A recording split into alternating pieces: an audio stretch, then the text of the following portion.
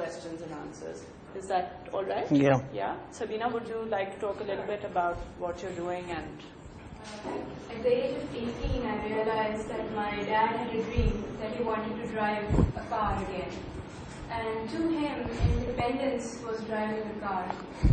Back in A-levels, my father, he was perfectly well. He was getting ready for a meeting. He was a workaholic, owned a factory. Went to change his clothes, didn't come out for half an hour. When we knocked on his door and entered, we found him on the floor. He had had a stroke. His whole left side was paralyzed. He couldn't move again. And being an only child and in A-levels, I really did not know how to cope up as a caregiver. And I was, of course, not as sensitive to what he might be going through. Then he went into rehab. Every day a physiotherapist would come over to our house to do his physiotherapy. And as I say, he learned to walk again, wear his shirt again, pour tea into his mug, and he even learned to smile again, you know. And he was okay. He learned all these things over a period of 3.5 years. And after that, he started going back to the factory when he again had his last heart attack.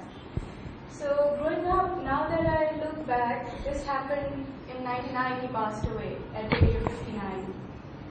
And as I was saying to Sabine today, that at this age, I feel like could have been more understanding towards him. I did all the things that were expected as a caregiver, and it's still an I when I'm talking right now, you know, it should have been more him. And he had studied from UCLA, but he never went to a psychiatrist because he considered it taboo. And yet we cannot break through those barriers, accepting a new life, accepting your flaws or weaknesses, if you might use that term. So about 8 weeks back, we started this cyber group. It's on Facebook. It's called Beat Disability by Embracing It. Of course, you cannot beat it entirely, but you embrace it into every aspect of your life. And you as a family, do things together. As a person, like Farhat Rashid said to me, accessibility of wheelchair can promote education. As a family, you can go out to restaurants. So we are about 270 members on that. We try to discuss our problems and issues, and we are trying to get it registered eventually. And we've had certain doctors on our forum. So as a website, what we want to do is a support group where people can come, express, talk. They just want to share opinion, views. They're feeling lonely as a person who has been inflicted or as a caregiver. Something that I felt I needed or my Abu needed at some point. So today Sabine gave me this opportunity to come here and meet Asad Rafi, and I'm really happy to meet him. He's an ex-Cremarian, went to HSNs, has been working for IBM for the past 15 years and then moved to SI3. So over to you, Asad. Thanks. Good evening, everyone.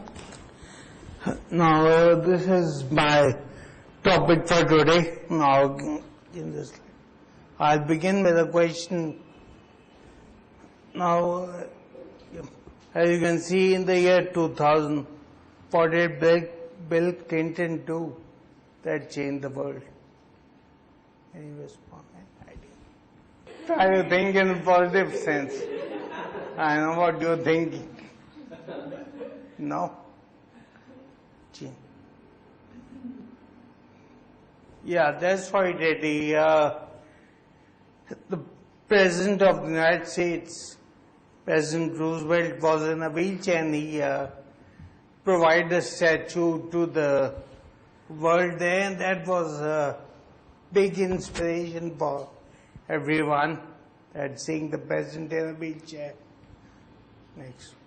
Now I'll talk about some of my experiences. Now, I've got this disease which is known as Friedreich's ataxia, and it has mostly got to do with the weakening of the lower limbs when your legs and your lower muscles, they become very weak. And this actually happened right at the end of my school days when I was almost about to end school, and I felt that walking had become quite a problem for me. I was not able to walk with much comfort, and I was beginning to fall down and slip quite a lot. And after that, after being examined by the doctors, I got to know that I had this disease called Friedreich's ataxia, and the doctor told me that I will not be able to walk again, and I ended up being in a wheelchair. And at the present time, that was quite heartbreaking for me, and it seemed like the world had come to an end for me, because seeing a wheelchair for the first time is not very good news. And also this wheelchair felt like a prison for me, because it was confining me from what I wanted to do and where I wanted to go. And it took a lot